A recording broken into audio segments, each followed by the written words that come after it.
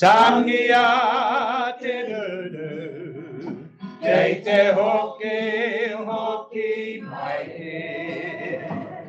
Te waka pero pero I te pau nahi tanga.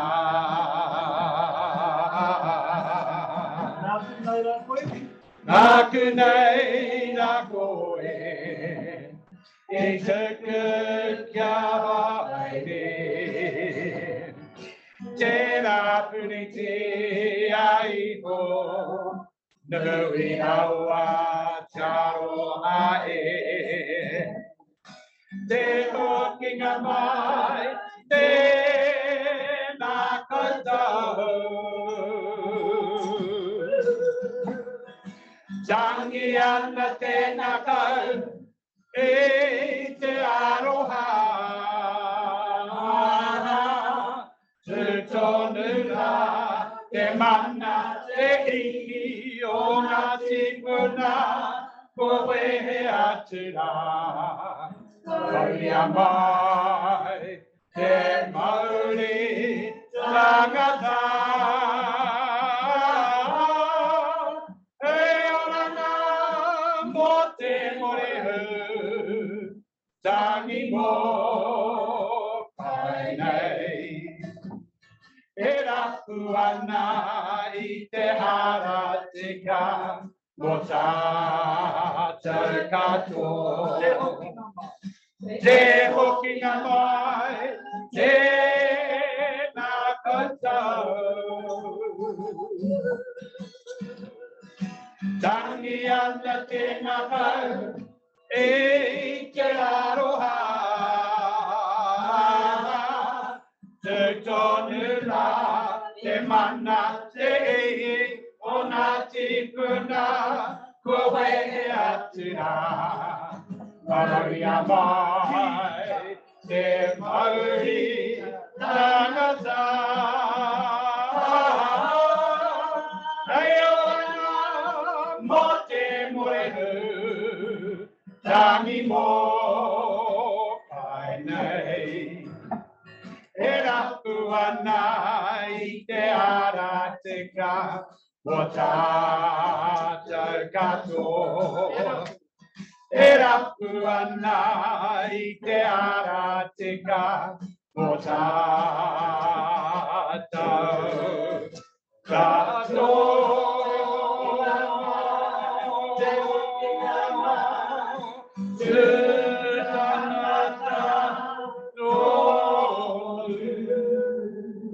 Tuia mai I ronga, tuia mai I raro, tuia mai I roto, tuia mai I waho.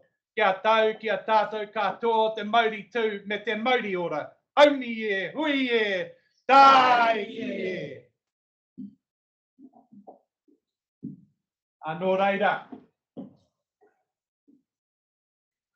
A tū tēnei ahau ki tēnei te pito ne tapu.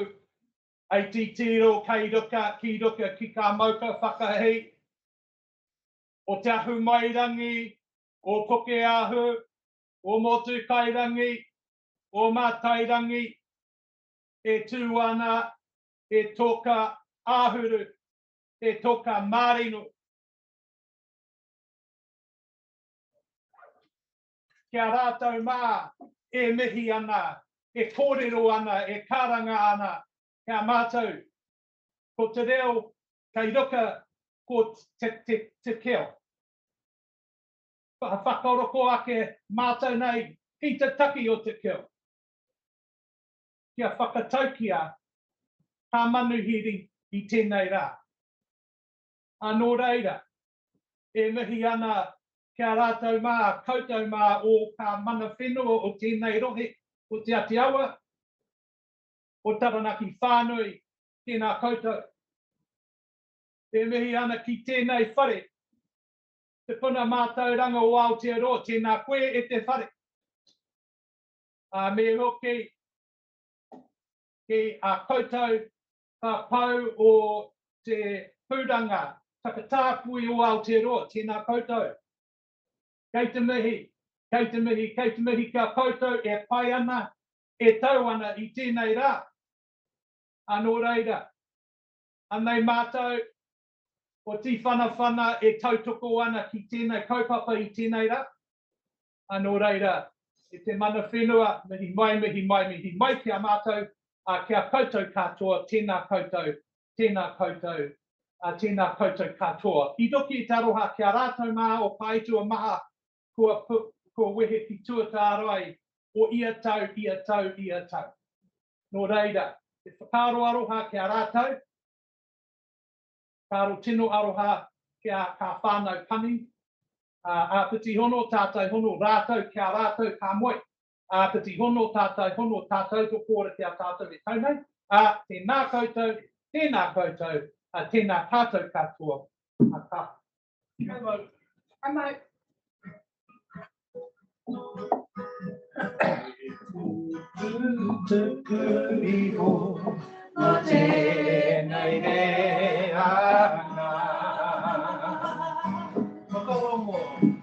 Whakarongo i te reo Māori e karanga nei. Whakarongo i ngā koranga tira.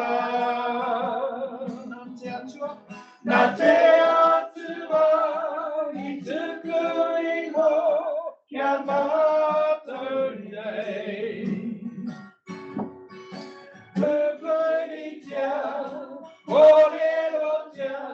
Mo ake tonu tino hia ngā tikanga tapu hanga tipuna kapohia hei oranga ngā kau aue you are ki te hao. You are ki te rangi, you are ki ngā iwi katoa. Kau arawatia, te tuku ahe, ngā meme ahe. Whakarongo, i te reo Māori e karanga nei. Whakarongo, i ngā koranga tira. Tēnā, kia pure a te hauora e. Kupu tuku iho, ma tēnei re ana. Kupu tuku iho, ma tēnei re ana. Whakarongo.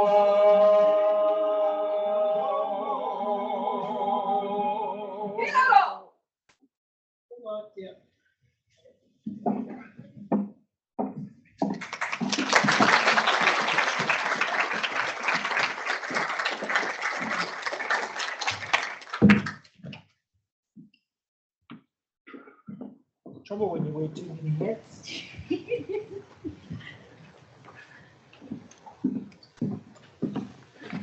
Kia ora tātai.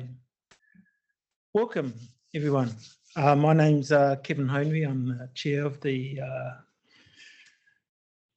LAGANZ, and it's a real pleasure to have you here tonight. So my role, one of my roles, will be as an MC, and there will be another MC joining me as well throughout the evening, and Will over there, Will Hansen, will be doing some work as well. But out of the ashes, celebrating queer histories. You know, it's a celebration of what we have achieved, and it's also time to consider all that we have yet to achieve. There's a whole lot going on tonight. You will know that there's a lineup of speakers, as you can see, and we thank Te Whana Whana for opening our hui. tonight. And we also thank our speakers who have generously come along this evening. And we thank the National Library, in particular, the engagement team and the Alexandra Turnbull Library for the support and in helping this event to be here, to happen. So welcome. So it is a time of celebration. So, you know, who would have thought that out of the ashes, an event that happened in the gay archives in 1985 would have come to this type of event. But let me just get myself together as I try and work out my notes, because there's a couple of health and safety issues that we need to just be clear about. So in the event of a fire alarm, please make your way out of the auditorium using the aisle closest to you and exit the building through the Aitken Street entrance, which is just through the lobby there. Just follow the instructions from library or security staff. In the event of an earthquake, immediately assume the brace position by leaning forward in your seat and placing your hands on the back of your head. If you've traveled a lot on airplanes, it's a very similar position. Once the shaking has stopped, just wait again for instructions from library staff, as evacuation may not be necessary. This is a pretty safe building. So you can be assured that if an event like that does occur, you are in a fairly safe space. In the event of any other emergencies, just stay calm and wait for instructions as well. Bathrooms, gendered bathrooms are on your right as you leave the auditorium. Non-gendered bathrooms or gender-neutral bathrooms are to your left as you leave the auditorium. So the Lesbian and Gay Archives of New Zealand, Te Pūranga, Takatāpui or Aotearoa was born as a trust in 1992. And so this celebration is about marking 4 queer anniversaries in Aotearoa, to celebrate all that we've achieved in the last 30 years, to celebrate the gay revolution, I'll just put it that way, to celebrate also one of the historical communities in Wellington, the Dorian Society. And we have speakers here tonight to speak to those issues. And we're also going to celebrate a zine that is being launched as well. So what we have up next is our first lineup of speakers, and I'll just introduce them in terms of their bios. I may not read all the bios speakers, but just to let people know the order of things. So Elizabeth Kerekere, Dr. Elizabeth Kerekere, MP Dr. Elizabeth Kerekere is going to speak about the importance of celebrating and preserving Takatāpui histories.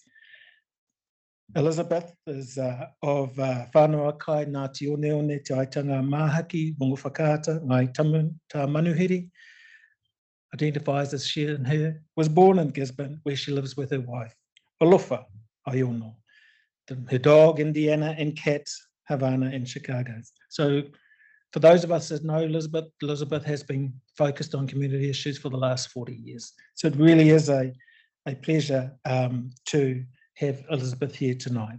Following Elizabeth, we have Linda Evans. Linda is a curator of LAGANZ, Te Pūranga, Takatāpui o Aotearoa, and has been working with the LAGANZ curatorial group since the 1990s. Linda's involved in women's liberation, feminist and lesbian feminist groups since the 70s, and she was part of the campaign for homosexual law reform in the 1970s and 80s. A long-time presenter for the Wellington Lesbian radio program from 1984 to 1987.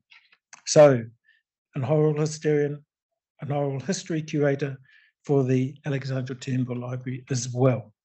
So Linda is going to speak about the history of LAGANZ and 30th and 45th anniversaries and some of the challenges also that LAGANZ faces. Following Linda is Chris Szekely. Chris Ngāpuhi Ngāti Ruanui is the Chief Librarian of the Alexandra Turnbull Library. and has been since 2007. And he's going to talk about the importance of the relationship with the Turnbull Library. He's an author, has works published in Te Reo Māori and English, and his latest book is Te Kupenga, 101 Stories of Aotearoa from Turnbull. That's been co-edited with Michael Keith and published by Massey University. And I'm sure Chris will also just highlight the future of the Turnbull as well as an institution. Following those three speakers, we'll get up to introduce the next lot of things. I thought tonight that hopefully it's not too evident, but I was in a bit of a mad rush, so if there's blood splatter all over the place, I'm sorry about my shaving inabilities these days. Nō reira, it is really good to have you here. Please give it up for the speakers when they are speaking. Unfortunately, there won't be a time to engage with the speakers in terms of questions during the session, but after all of the speakers have spoken and we go out into the lobby, you may want to engage with them there. Nō reira, nau mai hara mai, Elizabeth.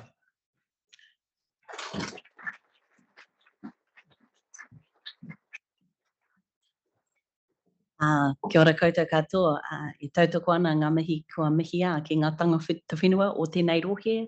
Tēnā rā koutou katoa, mihi mai kia koutou, kua tai mai nei tēnei, ki tēnei pua, nau mai, hara mai. So wonderful to see you all here. I always say when I look into a crowd like this, it doesn't matter what rainbow event it is, I know that some of the people I love the most in this world are in this audience. So kia ora to all of you who are close to us and have been doing this work for a long, long time. I want to talk about kupu. You will know that this is Te Wiki o Te Reo Māori. Yesterday we celebrated 50 years of the anniversary of the Te Reo Māori petition being presented to Parliament. And so absolutely.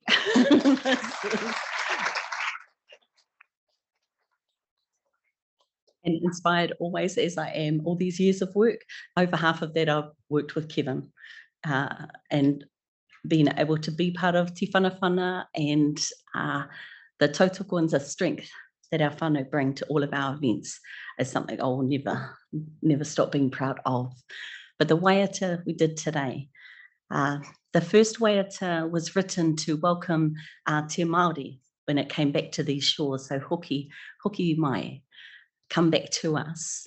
And I think about a word like Takatāpui as something that our ancestors gave us. And it's reinforced in the second song. They said, whakarongo mai. Listen to the words that we say, speak the words that you know. And when you speak them, they're not just words, individual little things. They have stories behind them. They have lives behind them. So when we take a word like Takatāpui, that meant intimate companion of the same sex, as it was in the tiny, if you see the little dictionary, the original Māori dictionaries, they used the most commonly spoken words at that time in te reo and put it in. Takatāpui was in there. And so we know that it was a normal part of life. In many other ways, we know that. But when we take a word like that and we bring it to today and we use it to embrace all of our whānau who are Māori with our diverse genders, sexualities, and our sex characteristics, and that includes however you want to identify yourself. And we remember all of the parts of who we are have always existed. And a word like this connects us to them. It's our whakapapa, it's our strength, but it's also connects us to saying, if Takatāpui was a normal part of life and accepted, we could assume that when any of our whānau from across the world came to this country, they're welcome and they're a normal part of our lives. And it is on that basis, that's what gives us the mana, that's what gives us the power to say, this is the acceptance of who we are, the normality of who we are, the absolute incredible fabulousness of who we are is actually built into this land. And every time we have a hui like this, we reclaim that space, we keep making the space bigger, we keep inviting more people into it and more people feel comfortable until the state where more people are surprised it's not there. This is our land. We are all welcome here. We're all part of it. And just the final thing about collecting our stories, te whanawhana. We're here to tell our stories, build our communities, and leave a legacy. And this is what LAGANZ is about, holding that legacy safely for all of us. So recording events like this, making sure we know they happen, the physical things we create, and making sure that all the things we do online are still captured. So the record of them 100 years from now, there'll be decisions, things that happen this week in our lives at these events. 100 years from now, one of our ancestors, one of our descendants is going to be looking at that and say, that was my nanny. That was my uncle. That was my non-binary whānau that were there doing that thing. And as I close, I want to acknowledge Chris.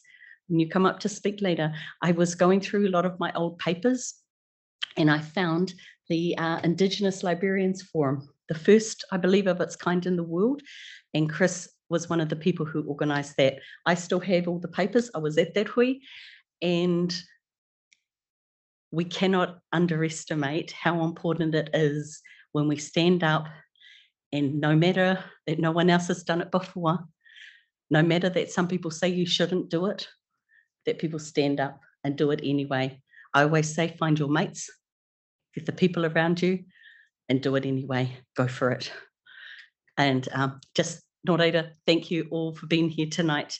Takatāpui is one word, there are many others. Whakawahine, tangata ira tāne. There are many, many more words we want to find from our past, and we will create and develop them so that they're real for us now. And this is the place that holds the journey of that discovery, the journey of who we are and what we form together. Kia ora.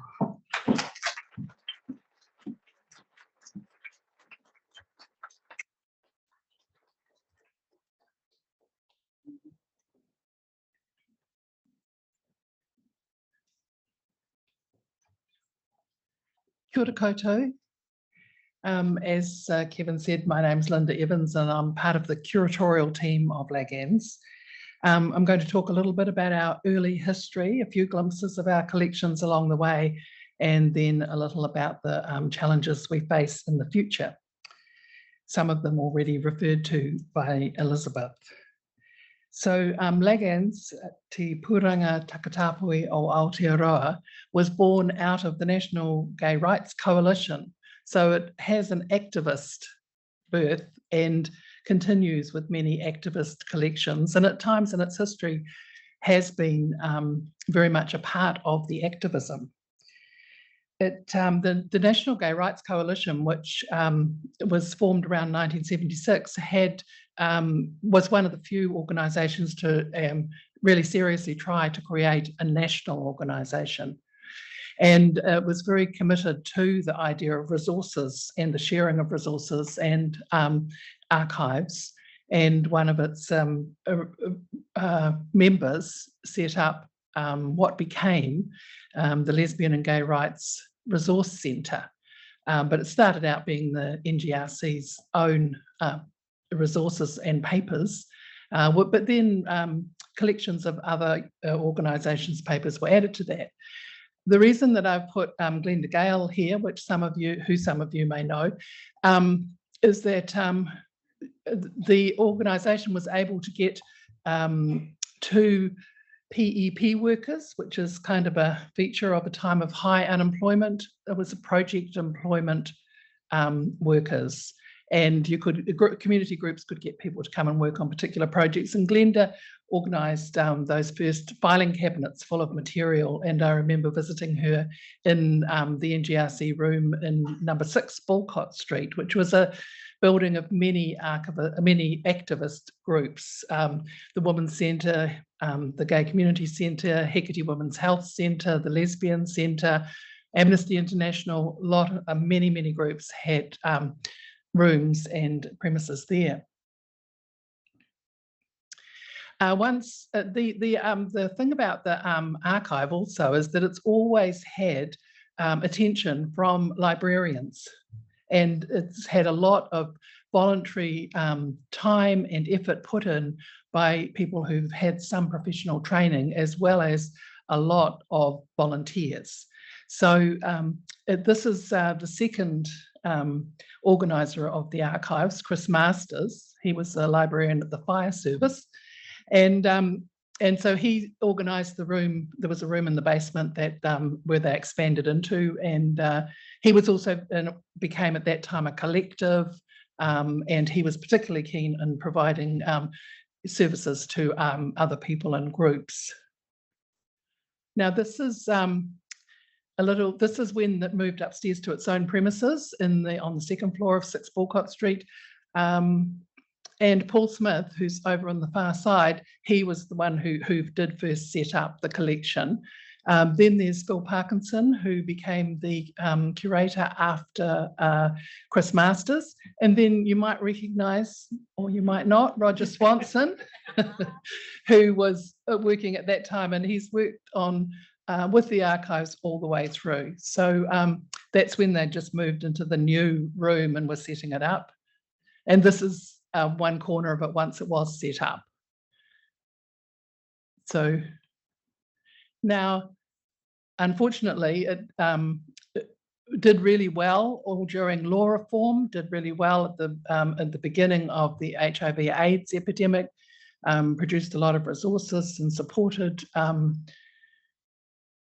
activities, supported lobbying, was really, really an incredible resource for many communities.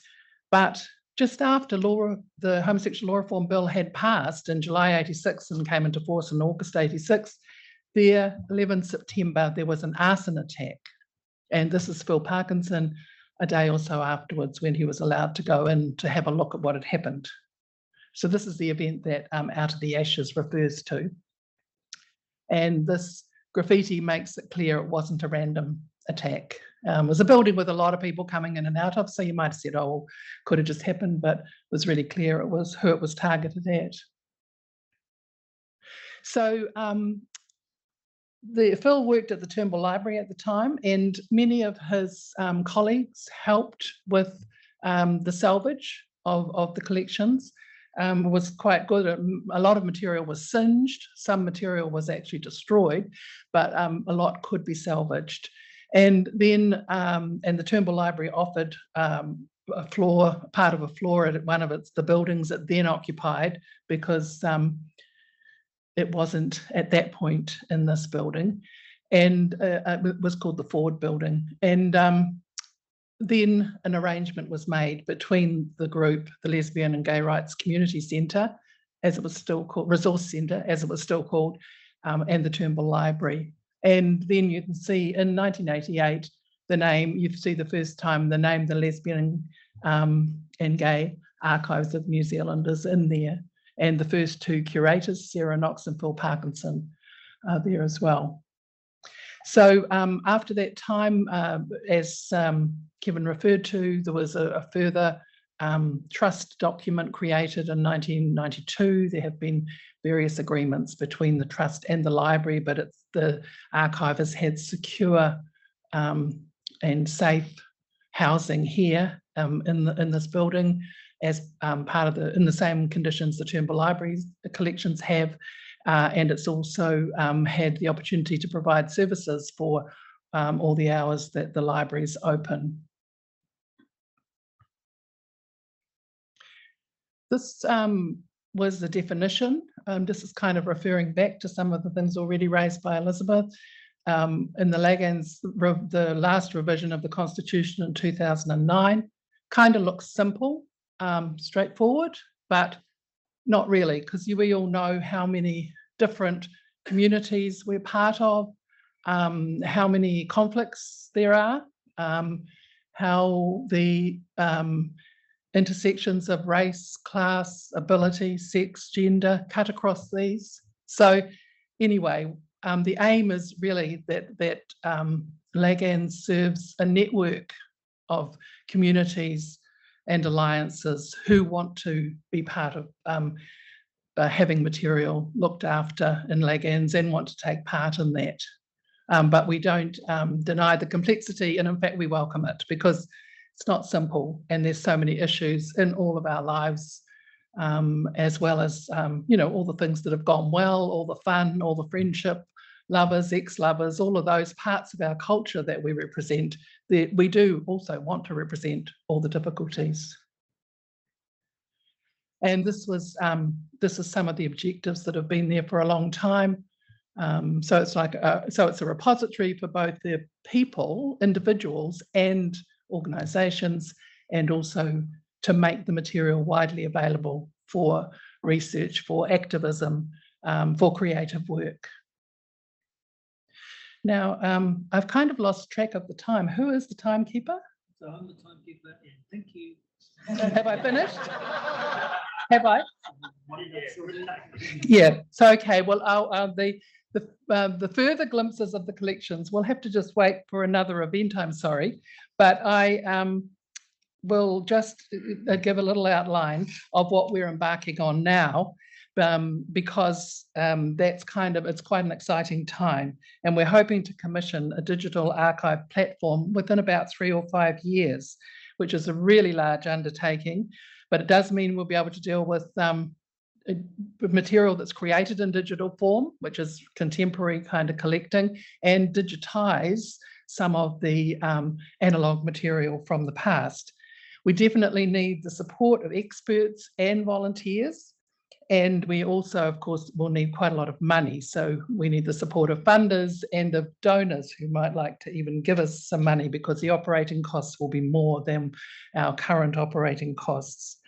Our short-term priorities are to develop our metadata and information describing the collections, and this is really well advanced, with the catalogue cards having been transferred into digital form, and a really fantastic international exercise of a transcribathon, where hours and hours and hours of voluntary work went into checking and correcting those digitised cards. It's just a fantastic start. Then also the next step is to develop processes to collect and store digital materials. So this is digitally created material. And then the last one is to update the website and offer an online catalogue. So we want to acknowledge all the volunteers that have helped so far, and the Rainbow Wellbeing Legacy Fund, which has contributed towards the beginning of this project. We really welcome all contributions, so please get in touch. And equally, please get in touch if there's material you want to offer the library, the archive, or you want to take part in any of its work, or you want to research using its collections. Thank you.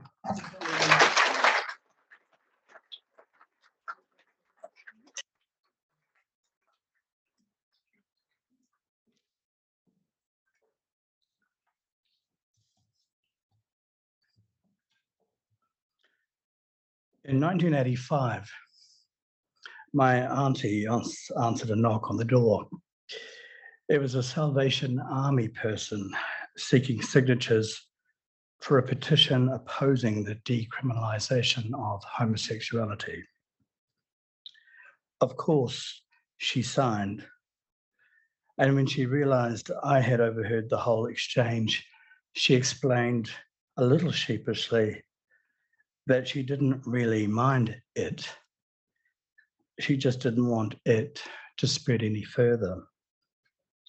It meaning the spread of homosexuality. This was a time when a new disease called AIDS was entering public consciousness. Indeed, in some social circles, the joke of the day was, what does gay stand for? G-A-Y. Got AIDS yet. As a young man, not long past teenage and of undeclared sexuality, the Salvation Army exchange with my aunt was hard to listen to. And the inference that homosexuality was essentially a disease was just plain horrible. Many gay men of certain generations will have their own recollections of that time. That is why it is truly a marvelous thing that LAGANZ exists and emerged literally from the ashes following the 1986 arson attack, just a year after that petition. I think it important that we remember that that attack took place in a social milieu of disgust and fear. My auntie was one of 800,000 New Zealanders that allegedly signed that petition. I say allegedly as there is considerable doubt over the veracity of that figure. My name is Chris Szekely, and I stand before you this evening as the Chief Librarian of the Alexander Turnbull Library. I'm here to acknowledge the role that the library played in offering the archive safe harbour in 1988, some 2 years after that arson attack. I need to give a shout out to my predecessors, Jim Trowie and Margaret Calder, the chief librarians before me that recognised the social value of what was to become LAGANZ and oversaw the establishment of an enduring relationship. I'm pleased to continue that commitment and have no reason to doubt that the library's commitment will waver into the future. It is a wonderful thing that future generations have the opportunity to read and understand the first-hand realities of being gay in New Zealand at certain times in our history. Let's also acknowledge that we're not just talking about tales of yesteryear. Let's remember that it was only this year that conversion therapy, a practice to stop the spread of homosexuality, was made illegal. LGBTTFIQ are a bunch of letters that speak to the diversity within the LAGANZ archive. I think there is another letter that speaks to LAGANZ, the letter R. R for resilience. To the LAGANZ trustees, both past and present, your resilience is unquestionable. R is also for respect. You undoubtedly deserve respect for what you have achieved. And we, as New Zealanders, owe you a tremendous vote of thanks. Thank you, and congratulations on your anniversary. Kia ora.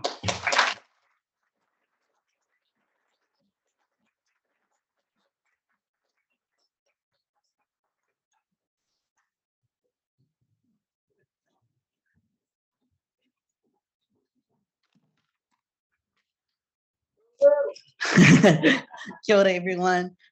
Thank you, Chris. That was really awesome to hear. Thank you so much for having me here, and Ruben for organizing all of this. My name is Will. I've been a trustee of LAGANZ since 2017, and it's been an absolute privilege to be a part of this organization.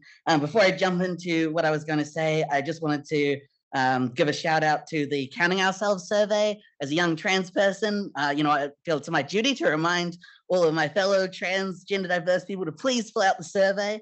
Having community data means that we can better advocate for ourselves and make systems work for us. So please head to countingourselves.nz after this talk. Cool. So because I was assigned nerd at birth, one of the first things I remember doing when I realized that I was a lesbian at the time was Google lesbian history in New Zealand, and one of the first things that came up was LAGANZ. I learned that Wellington was where our history was held, and it was then that I knew that I really wanted to come and visit. It still took me a few years after that, after moving down, that I finally managed to come down to the National Library, and it was Roger Swanson who welcomed me with open arms into this wonderful archival world, and I'll never forget him for it. Since then, I've had so many amazing opportunities to connect with our past and with those who've lived it. Being able to interview older generations about their histories has been the most incredible and rewarding experience of my life. So many people have given so generously to me. I hardly know what to think of it. So many of them in this room: Sandy, Marnie, Deanne, Chanel, Renee, Gavin, Roger, Donald. There's too many of you to name. Yeah, I turn into a bumbling mess when I think about it, and that's why I always say too many thank yous and sorries and get told off for it, because I just don't know the adequate way to express everything that it means to me. Offering me, your time, your food, your knowledge, your transport, your stories, retelling stories that are often painful and vulnerable. I'm aware that my experiences in getting to be a part of LAGANZ and getting to talk to a lot of older queer people in the way that I have is something that not many people my age get to experience. I don't know many of other people in my cohort who are able to connect with queer people older than themselves in the way that I've been so lucky to have the opportunity to do. Being able to learn from generations past is vital to our community's well-being, and yet, unlike so many other communities, we're of course not born into queer families most of the time, and we have to find that knowledge ourselves. Because back when I first joined LAGANZ, I didn't yet have a receding hairline. One of my roles as a trustee has been to reach out to the youth. I believe that LAGANZ has an important role to play in connecting us all together. I know that there's a real desire amongst people my age and younger to learn about their community's past and to learn from and build relationships with those who've lived it. I know that it can be daunting for both sides. Sometimes it feels like we're speaking different languages. But I know from experience, and I'm sure many of you in this room do too, that there's little that's more life-affirming than finally meeting someone who is like yourself, but older. You think, well, they've done it. They've managed to survive and to thrive. And if they can do it, then I can do it too. Learning histories that our oppressors have desperately tried to destroy, the legacies of queer struggle and joy and defiance, meeting those who have worked so hard to make life better for those coming after them, gives us a sense of belonging, a sense of pride, and a sense of power. It is important to create opportunities for youth to learn about our histories and thereby to honor our histories and to honor those who paved the way. It was through having conversations about all of this with my friends Caitlin Lynch and Liam Golter from Wellington Zenfest that the Archive is Alive project was born. We named it this because history is speaking to us all the time. It is always evolving, and everyone, no matter their age, is a part of its tumbling spiral. The Archive is Alive is also a reflection of the fact that despite attempts to erase queer history and LAGANZ quite literally, we have emerged out of the ashes, and this archive has continued to thrive. So in August 2020, we put out a call for a small group of participants to engage in a free, intensive 2-day workshop. Day one saw us come down to the National Library to discuss queer histories and spend some time hands-on with the archives, which everyone said there was not nearly enough time to do because they loved it so much, which was awesome. And on day two, we all sat down together with photographs of the archival items and got creating to make the zines. The progress was incredibly rewarding. Participants got really engaged and created some beautiful and reflective pieces of art and writing about what queer histories meant to them and their time in LAGANZ. And I'm very grateful to every participant from all three of the Archive is Alive zines. So yeah, we repeated the process again in March 2021.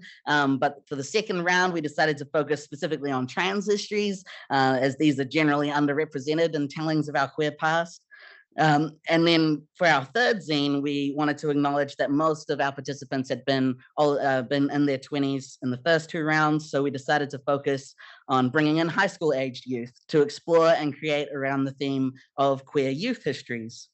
Rangatahi need to feel affirmed and supported by their older counterparts. And it's our duty to uplift queer youth in knowing that they are queer history in the making, that their life is important and their archive is important. So with this kaupapa in mind, we teamed up with Compass Ramsey and the team at Inside Out, the fabulous team there, which if you don't know is a national charity focused on uplifting our rainbow rangatahi, doing absolutely amazing work. Unfortunately, we kept getting delayed by COVID. So finally, we decided we didn't feel comfortable holding a big in-person event. We hastily adapted to a scaled down mini online version lasting only an hour, held on Zoom during Inside Out's annual Shift Hui. And despite being so short, it was still just a wonderful opportunity to connect with the online participants. And we received some beautiful submissions. Thank you so much to everyone who participated in Archive is Alive Volume 3. I was too busy running around that I forgot to bring one to hold, but you can buy them out the front for $2. I encourage you to do that. So I'm very proud now to welcome some of our participants from the Archive is Alive Volume 3 on stage to speak about their zine pages. Nico, would you like to come up first? Thank you.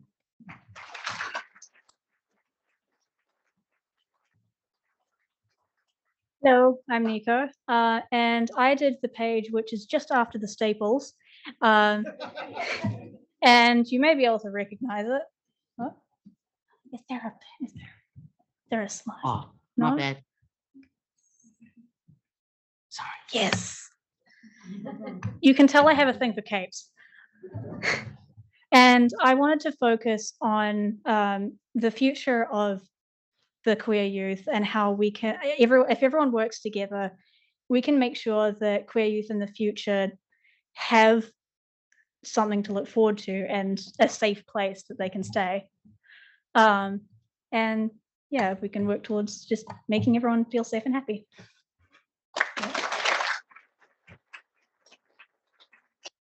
Thank you so much, Nico. Sage, are you about? Awesome, thank you. I'm gonna get your page up beforehand. My mum said that having a bunch of like real depressed looking Victorian couples would work. In my pages of the zine, I talk very briefly about capitalism and colonialism and how those link to compulsory monogamy. Although, of course, you could dedicate libraries to each of these topics individually. In submitting these pages, I had an underlying worry that I wouldn't be able, or that they wouldn't be included, or that I would receive negative comments, because polyamory is still a touchy subject, even within queer spaces. Almost as soon as I sent them in, it was super clear that this was definitely not an issue. But it really got me thinking about the progression of the acceptance of the various identities that we now refer to as queer. When I talk to my friends in whānau that have experienced queer community for a lot longer than I have, they talk about how when gay acceptance was becoming more present and being bisexual was seen as going too far. Then after that, being trans was seen as going too far. There are still remnants of this internalized prejudice in our communities, but I think that as time goes on, polyamory has begun to taking this place. We could see the sentiment of going too far when we were reaching the sorry, I'm real shaky. When we were reaching the legalization of gay marriage, and people were arguing that if we let that happen, we would soon be arguing for people to be able to marry more than one person. At that time, a lot of queer response was that that was definitely false. But why shouldn't that be what we move on to? Polyamory is not ridiculous. It should not be a channel for queerphobic hyperbole. It should not be a channel for slut shaming or sex negativity. Just as anything else that we now think of as queer, non-monogamy has been around for a very, very long time.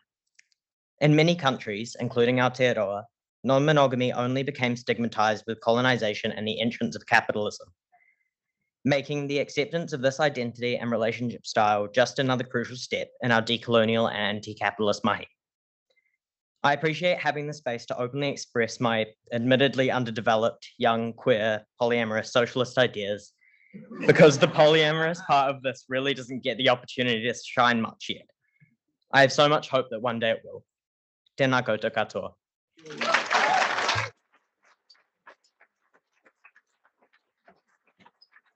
That was brilliant. Thank you so much, Sage and Nico. It's now my pleasure to introduce award-winning drag-lesque artist of unforgettable queer stage presence, the Bombay Bombshell. Kia ora. Wow. We've got a few more speakers and some really exciting stuff coming up. So just to get straight on to things, I know we're running a little bit over our time at the moment, but we'll persevere. We'll survive this. The next speaker is Gavin Young. And Gavin's going to speak about the formation of the Dorian Society. He's been a gay activist in the 70s and 80s and was involved in gay liberation, the campaign for homosexual equality in Wellington as international secretary and then coordinator of the National Gay Rights Coalition. And in the 1980s, he was involved with the Pink Triangle publishing collective. So he's played a part in organising and participating in many of the campaigns and actions to change our society and the place of our rainbow communities during that period. His career has been in trade development, where he served as a New Zealand Trade Commissioner in a number of countries, and he's now researching the history of the lesbian and gay rights movement from 1960 to 1986, and plans to write a book to tell many long lost or never before told stories of the fight for what would become LGBTQIA plus rainbow community rights. Kia ora, nau mai, Gavin.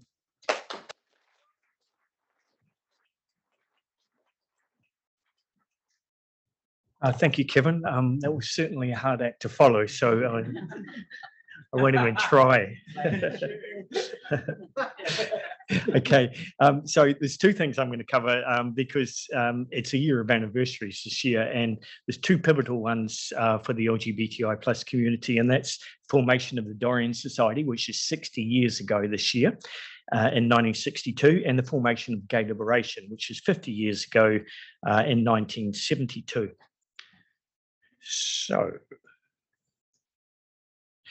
So just to set the scene, you'll appreciate that in the early 1960s, things were very different. Male homosexual acts were subject to punishment by terms of imprisonment, 5 years for so-called indecent acts between men, and up to 7 years for sodomy, which is the term they use for fucking. In those days, we were regarded as perverts by the police, sick by psychologists and doctors, sinful by the churches, and immoral by society generally. So not a great situation, but there were a number of there were a number of our community who were also married in heterosexual marriages.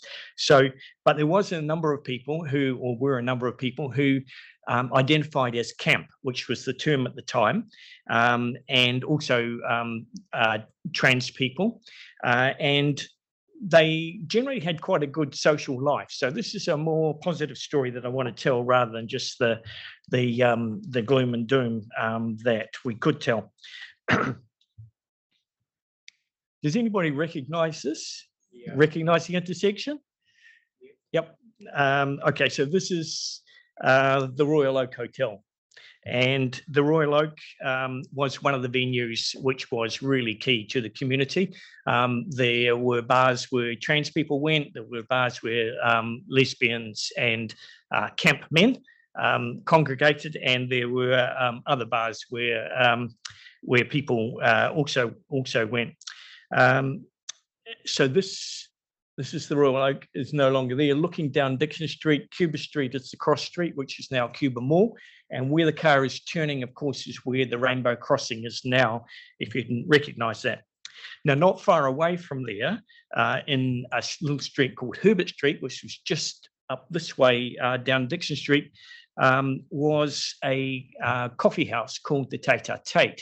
And that was on the corner of Edward Street, which is still there, and Herbert Street, which is no longer. There were other cafes and pubs, and I don't know whether Sandy might mention those in her presentation shortly. The thing about that time is the bars all closed at 6 o'clock. So what to do after 6 o'clock when you got chucked out? And so lots of people went for a coffee at the Takatāpui, and they also served toasted sandwiches and hamburgers. So that was one of the places to go. So I don't know whether you recognise this. This is Manor Street, and just here is a little one-way street, and that's Herbert Street. It's no longer there. And just over about there is where McDonald's on Manor Street now is. And those rest of those buildings are all demolished, and there's a street through the middle of it now. This is what Herbert Street looked like in the 1920s, but it gives you an idea of it was just a narrow lane with footpath on one side, and where the Takatāpui was up about here, but obviously not there in the 1920s. It didn't arrive till the 1960s. So during the weekends, there were quite a few parties in people's, private houses. And so people would go to the Royal Oak and they'd find out where the parties were. And two of the regular places that had parties, and there were lots of other places as well, but two of the regular places were 29 North Terrace in Kelburn and 185 The Terrace. So this is North Terrace. It was a property of several flats, and there were a number of gay and lesbian people lived there. Alison Laurie, the lesbian activist, lived here at that time, and this photo is of Case Cooge, who also lived there at that time. One of the things that Case talks about is that his flat was a bit like a railway station, and so even when there weren't parties, there were always people coming and going, and he had the idea that maybe it was time we had a club, and he wasn't the only one that had that idea. There were other people thinking along the same lines, but he discussed it with John Mackay and also Jim Good, and Jim Good was a waiter at the Takatāpui, and he'll come up in a minute. This is the other place, 185 Terrace. This house is still there, by the way. And so this is the back of it. So it was in 3 floors. It was one of the grand old houses on the terrace at the time, when in the day. At the time, there was the top, which was in 2 flats, and the middle, which was in 1 flat. And it was that middle flat which Jim Good occupied with Don McMillan as his flatmate, and the 3 flats were sort of basically open plan, so they ran it pretty much as a house. These are some of the residents in the front room of that house. So Robbie Prince, Maury Kershaw, this one is Jim Good. And Bain and Anderson, and this guy is a visitor. We're not sure who he is. So the idea was talked about for several weeks, and there were a number of people involved, including Brett Rawnsley and Don McMillan. And there were also a number of people of Dutch origin, and they were aware of the COC in the Netherlands, which ran cafes and clubs and stuff for the camp community. So they thought it was a good idea as well. Anyway, long story short, most of the group was pretty young people, and they thought they needed somebody a little bit more senior. So Brett Rawnsley happened to know a guy who was in the National Orchestra, played the cello, a guy called Claude Tanner. So he brought Claude along to a meeting at Jim Good's flat at 185 The Terrace. And it was on Sunday, the 27th of May, 1962. 16 men attended. There were 2 in this picture, Robbie and Jim Good were at that meeting, along with 14 others. And they decided to form what was New Zealand's first homosexual organisation, full stop. And it was Social Club for Camp or Homosexual Men in Wellington when it started.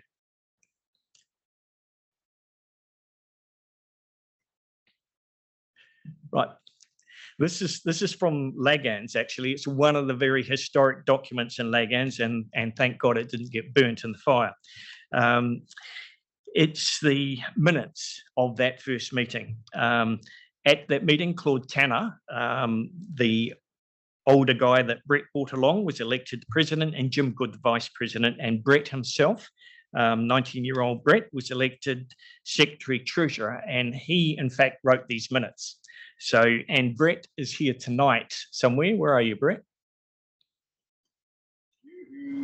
Oh, over here. Okay.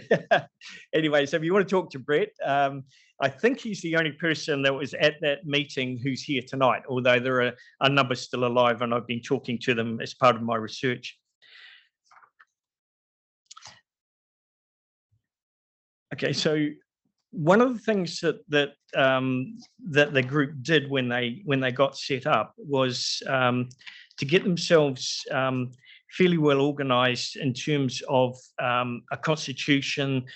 They registered as an incorporated society, and they also got themselves premises. This is all within about 2 months, and those premises were in Cornhill Street, which is kind of still there. So, excuse the map, but just to put it, this is where the Royal Oak was.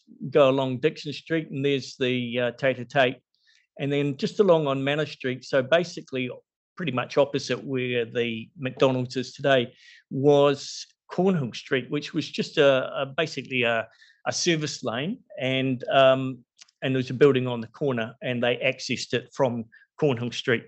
So it was a 3-story building, and they had a room on the top floor. So this is the old Regent Theatre on Manor Street. Just along this way is where the building was that housed the Dorian. And we're not sure whether either this building or the next one was where it was, and it was in that top room where the Dorian was. So basically everybody in the club contributed what they could. So they contributed floor coverings and furniture and coffee maker, and some members made interest-free loans, which got paid back over time. And one committee member had access to a whole lot of timber from car cases. Does anybody know what car cases were? You know, they were when we had a motor vehicle assembly industry, they were the cases where the completely knocked down cars came in, and they were big wooden cases. So there was a lot of wood left over once the car's parts were taken out. And Jim Good, who was a pretty handy man, he offered to make a table for the club out of that wood. You probably recognise this person, Johnny Croskery, frequently dressed in drag, and very well dressed at that. Johnny, by profession, was a window dresser, and he was one of the best in town. So there was a lot of pretty grand shops and department stores, and he was in demand to do their window displays. And his contribution, and thanks for the story to Brett Rawnsley, his contribution, or one of his contributions, was to make a sort of a half vase with a dried flower arrangement which sat in the front window overlooking Manor Street. So he made a statement for the club. These are some of the early committee members of the club. This is Claude Tanner, Case Cooge again, John Mackay, who was quite important during that period, including into Homosexual Law Reform Society, Michael Mahanga, and Innes Law. And another group, so some of them are the same, but this is a rare photo of Johnny Croskery out of drag. And that is Don McMillan, Murray Eggers, of course, Claude Tanner, and this person is Jack Goodwin. And Jack Goodwin was the president in 1963, just for 1 year, but he also went on to become the secretary of the Homosexual Law Reform Society for many years, and was a really important person in the fight for change in attitudes and the law. The club went on for 26 years. It wound up in 1988, but it moved to various premises. It moved in 1966 to Willis Street, and this is a picture from there. Argyle McCain might be familiar to some of you. And then in the 1970s, it moved to Lambton Quay, which was kind of its heyday, and finally in the 1980s to the Willis Street Village. Okay, we'll move on to gay liberation in 1972. Now, it was instigated in Auckland by, you probably know, Nahuia Volkeling, now Aoi Kotuku,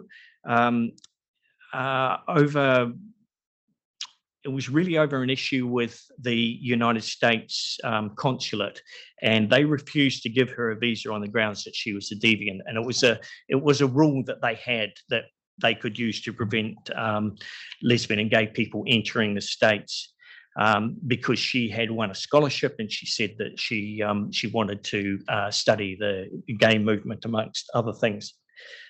So they stopped her. She went back to the university and they were having a forum in the quad at Auckland University, and she got up and explained what had happened and said, does anybody want to join me in setting up gay liberation? And that's how it started. So there was a group that got going, and they did many things in a very short period in Auckland. And Nahuia was an amazingly busy activist at that time. She also went to Christchurch and she addressed the students at Canterbury University, and she talked to a group that subsequently formed Gay Liberation Front in Christchurch in May 1972. And then she came to Wellington and she talked to some lesbian and gay people here who wanted to form a group, but we were a little bit slower. And author and historian Brent Coates says that in June, Nigel Baumber and David Russell from Auckland Gay Liberation Front came down to Wellington and had more discussions with the Wellington people.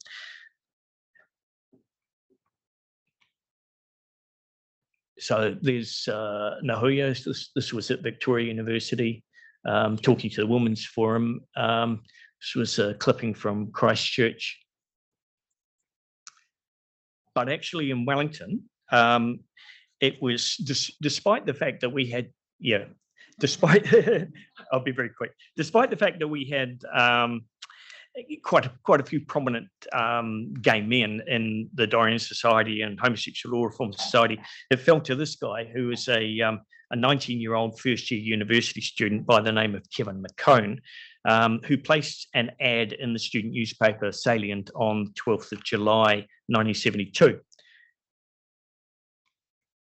And this is the ad. So it was asking people to call him, and he set up a meeting at his flat in Berhampore on Sunday, the 16th of July. And it seems to me there's a little bit of dispute about the date when Gay Liberation in Wellington was actually formed, but I think it was the 16th of July. And they set up a little bit like the women's movement at the time. They rejected power structures and they set up a troika. And one of those people on the troika was Donald Rathel, who's here tonight and is also on the board of LAGANZ. They had they had another meeting on the 19th of July, and they had a bigger meeting on the 30th of July at Victoria University. Their very first action was around here, and the opening night of here on the 4th of August. It seems really, really banal now, but they handed out leaflets. But if you think about it, nobody was out, and so it was really challenging for the individuals themselves who went along to that to hand out leaflets and say, I'm lesbian or gay, as they handed out their leaflets. So the leaflets read, come out of your closets, let the sun shine in, Gay Liberation welcomes here to Wellington, and then included the contact details for Gay Liberation.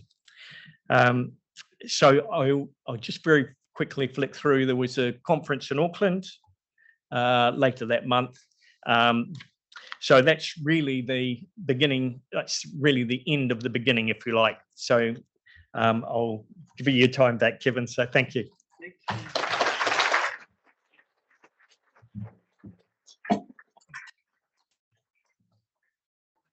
Thank you so much, Gavin. We're so lucky that that you're doing this research, Gavin, because it's so important, and I think you're an awesome person to be doing it. So thank you so much for sharing some of that with us today. It's now my pleasure to introduce our next speaker, Sandy Gauntlet. Sandy's been an activist their entire life, born an activist, trans, Takatāpui, Indigenous, environmental activism, and so much more. I could wax lyrical, but all I really want to say is that Sandy's a hero of mine, and they're going to hate me for saying that, but it's true, and you've done amazing work, and I'm really, really pleased that Sandy is going to share their story today, and we can go a little way towards honoring everything that they've done. So welcome, Sandy.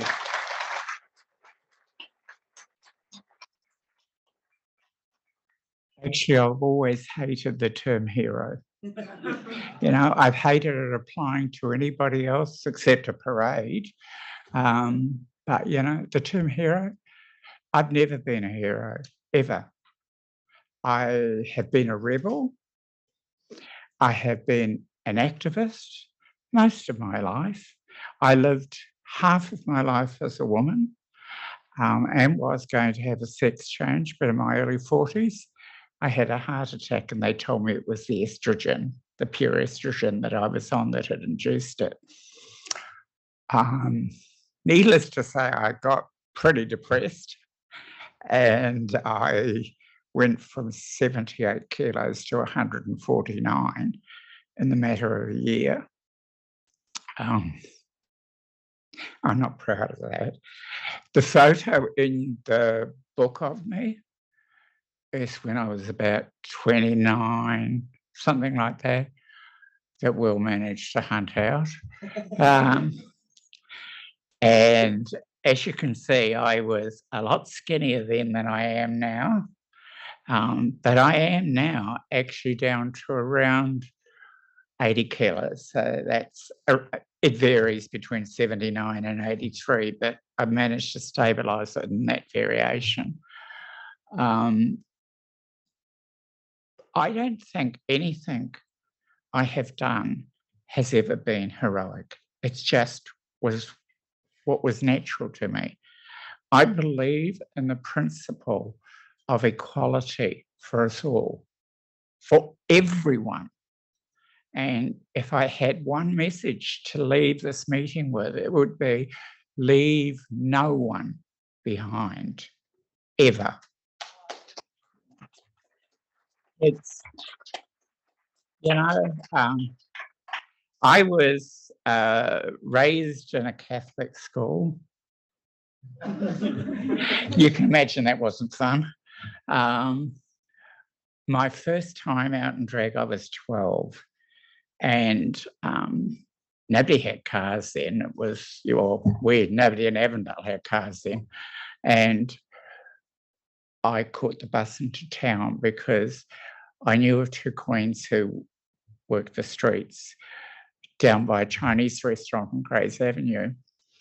And so I caught the bus into town and I was so paranoid about people realising I was in drag. I had, oh God, I fitted into a size 12 Sheong Sam. I can't believe that. You know, it was the Susie Wong dresses, for those of you who don't know what a Sheong Sam is. And it was my mother's, by the way. I don't think she still knows. Well, she's dead now. I don't think she ever found out I borrowed it for the night.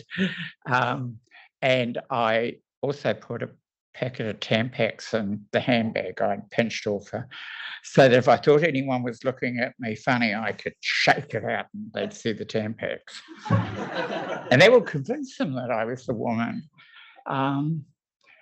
Not long after that, I started wearing drag full-time. I met the two queens at the bottom of Grace Avenue. And in those days, and I know some of you will find this hard to believe, no one, absolutely no one would employ a transsexual, you know, ever. And I can remember getting done up in boys' clothes and combing my hair back and the whole bit and trying to get a job at Woolworths. And they told me they didn't employ lesbians. So you can't win either way.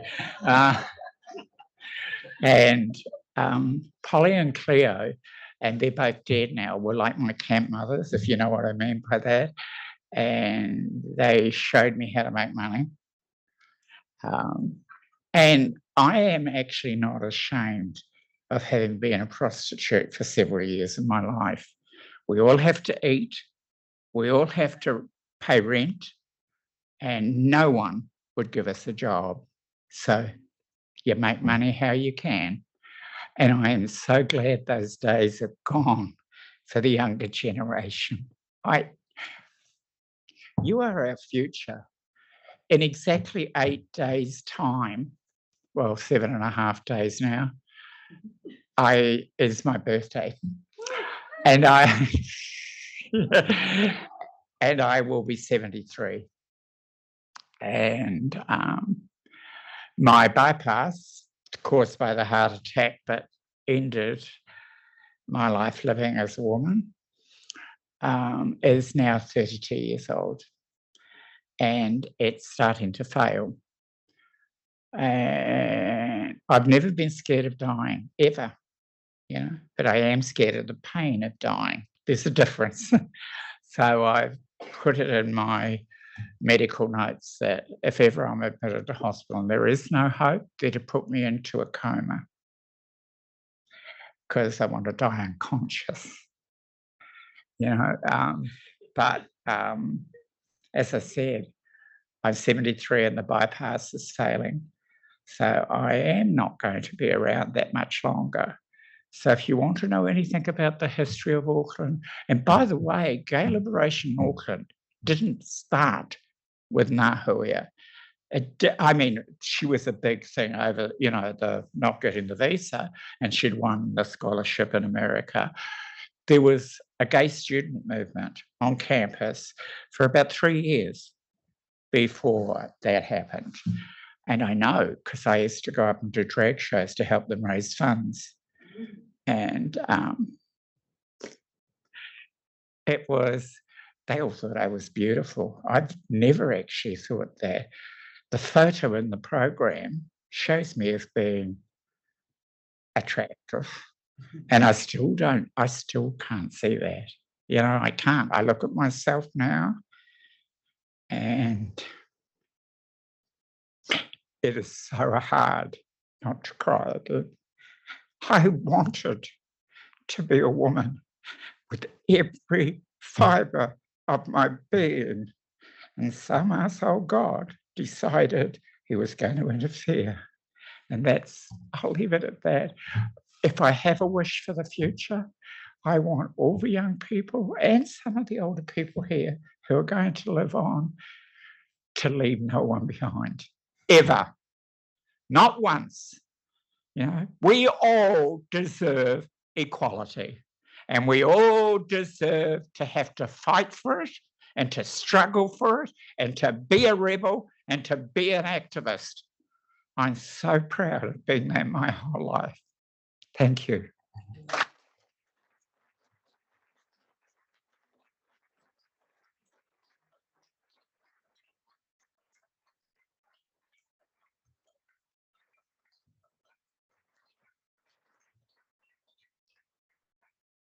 Thank you so much, Sandy, for sharing everything with us tonight. I really appreciate having you here.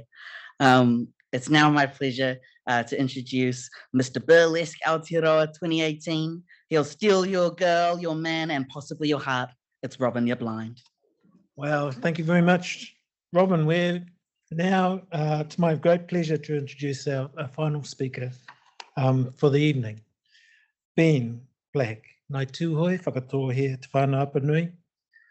Just happens to have similar whakapapa connections to me, but I didn't realise he was coming along tonight until earlier in the week. So he has a background in working for non-governmental organisations, supporting and advocating for people living with HIV and AIDS, and for our Rainbow and Takatāpui whānau.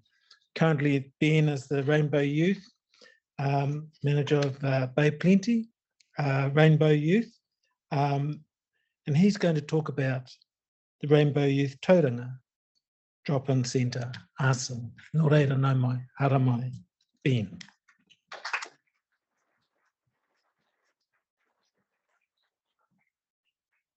Kia ora koutou katoa. Thank you for having me. It's awesome to be here at this event celebrating queer histories. Can you hear me okay? So yeah, so I'm Ben, the Rainbow Youth Manager for the Bay of Plenty, and I'm going to tell you a few of my thoughts and some observations and feelings about the arson attack. And I was thinking about it all day today, and it was a little bit raw. So there's a few themes that I want to explore, like grief, responding and reacting, and yeah, I'll just get straight into it. So I found out about the arson attack in transit in Sydney. I was coming back from an amazing research trip in Nepal. So I had 10 minutes to log onto the Wi-Fi, and I was getting all these strange messages from reporters or just random people asking me about my thoughts on this fire. Can I comment and things like that? So I was very confused, and I didn't know until I really got back into the country, and I was just devastated because, well, as you can imagine, it's just shocking news, and I was really devastated by some other news that I found out in Nepal. So it was like layers of grief. And so I wasn't only devastated, our whole Rainbow community was devastated. Rainbow Youth was devastated. Tauranga was devastated. So it got me thinking about grief. And as Rainbow people, we often struggle with grief, and we're part of communities that are part of grief. So it just made me think, how do we manage that? Where do we go for support? And also the societal impacts of grief.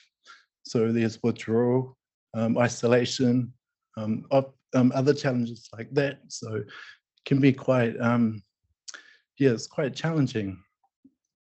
The other thing I noticed is a lot of people reacting rather than responding.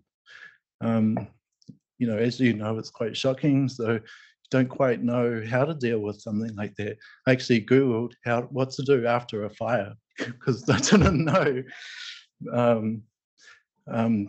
But yeah, so we thought really hard. We were considerate. We wanted to respond appropriately. So we just wanted to focus on our job and support our Rainbow Youth and create inclusive spaces. So that's what we did. So we didn't respond to any silly questions from the media, like how does it feel, you know? And sometimes you have to do things for your own sanity too. So yeah, so it was devastating, and I learned a lot of things along the journey, but also some amazing things. How a community can bond together to strengthen a community and to rebuild and regain. Like that was overwhelming. I never seen anything like that, even though I know the community and I work in the community. So it gave me lots of hope and encouragement. And I just want to give a big shout out to all those people that gave us support, and to our sister organization, Gender Dynamics, who responded at the time and gave that support when it was needed. And I just want to end on a whakatauki. It goes, kamate kāinga tahi, ka ora kāinga roa. When one house perishes, another shall rise, and there's nothing about us without us. Sandy reminded me of that in her talk just before. And I just want to leave you with that. And I'm just really excited about rebuilding and what other projects are going to come. So kia ora, mauri ora ki ata, kia koutou.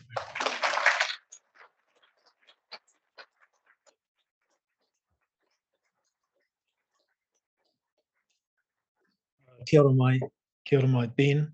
The research project that Ben was talking about, I was on the same research project in Nepal, and we're both working on it at the moment, looking at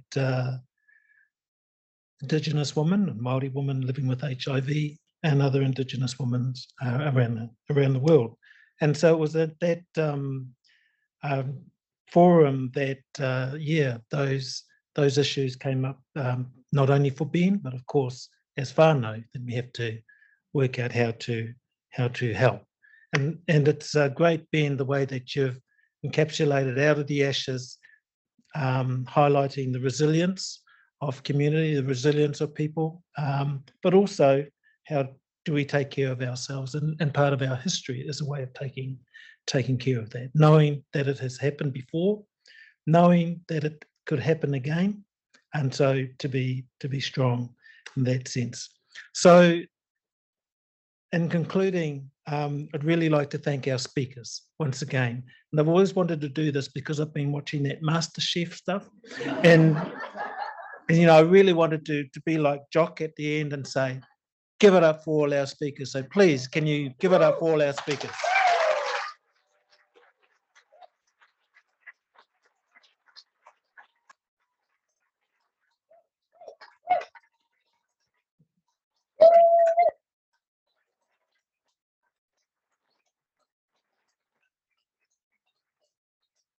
I was never that good at too much emotion and things, so but never mind.